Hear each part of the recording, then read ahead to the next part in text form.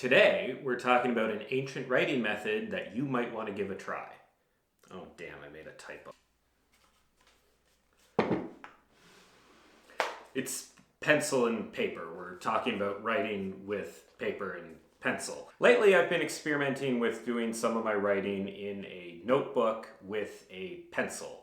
An HB2 pencil to be specific. It's been an interesting experience. This is the first time I've written this much prose by hand since the Johnson administration. I'm a notebook kind of a guy. I usually have a notebook around that I jot down to-do lists and ideas and random thoughts and things.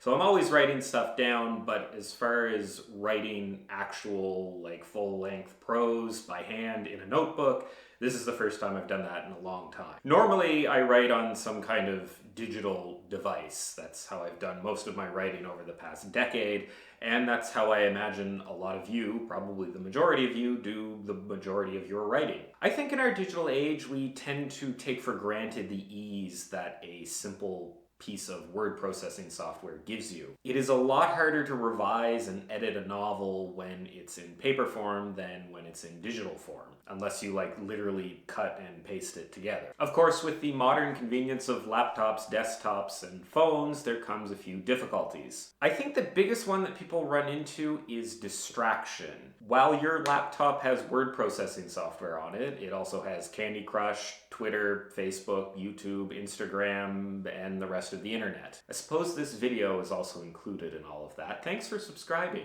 All of these things are potential distractions, potential things that can take you away from your writing, which is something that you don't have when you're writing with pencil in a notebook, unless you bought one of those fancy notebooks that has access to the Google Play Store. There's nothing to focus on except the writing itself, and I actually found this really nice. I'm not someone who gets distracted while they're writing. I'm pretty good at segregating my writing time from my staring at the internet time. But I did find the notebook was way more focused and definitely made it a lot easier to keep my attention on writing. The slower pace, I think, is also an advantage in the fact that everything that you write in a notebook is kind of final. Even though if you're writing with a pencil, you can go back and erase it. What I found is that if I started a sentence and kind of second guessed myself on how to finish that sentence if I didn't like how it started, when writing by hand, I would often sort of push past that discomfort and find a way to make that sentence work.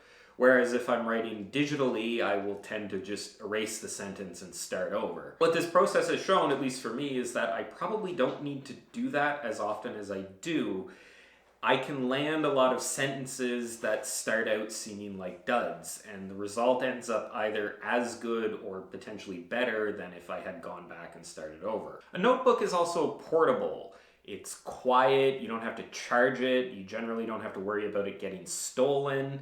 It's a lot more convenient to carry around with you than even something like a laptop is. It's kind of nice to sit in public and write on a notebook. You get some weird looks from people, but I usually get weird looks from people anyway, so I don't know if that has to do with the notebook. It's a different experience than writing on a laptop or a desktop if you've dragged a full-size desktop computer into Starbucks to do writing, which is a ridiculous notion.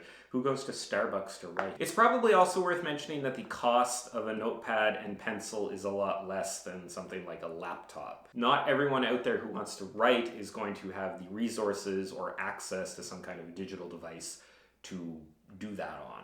This is a viable way to write if you don't have access to some kind of digital device, and I really hope that no one out there feels like they can't write because they don't have access to some kind of a computer to write on. All that being said, I think there are some cons to writing this way, so let's talk about those. The first one, and I kind of alluded to this earlier, is I don't know how to do a second draft of what I've written in here.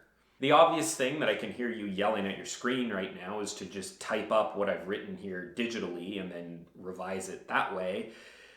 But that adds an extra step to the process, and I don't think it would be a really enjoyable step. And then at that point, you're back to digital, which means writing by hand is just something you do in the first draft, I guess. You could rewrite the whole thing starting from beginning by hand, but that would be a lot of extra work and I think would be quite monotonous. I know there are digital notepad apps and things that you can get, and you can like write on an iPad with a stylus, but I've never really enjoyed that. I don't like the stylus as much as a pencil. I just find it really annoying. And I know a lot of these devices you can do like handwriting to text, and that usually works pretty well. But at that point, you're bringing a digital device back into the mix, which means you have to deal with charging and portability and distraction, and you lose the quaintness of writing by hand. Another thing is speed. I didn't test my writing, but I'm reasonably certain writing in a notebook is way slower than typing on a computer. That's not necessarily a bad thing, but you will probably get less writing done overall.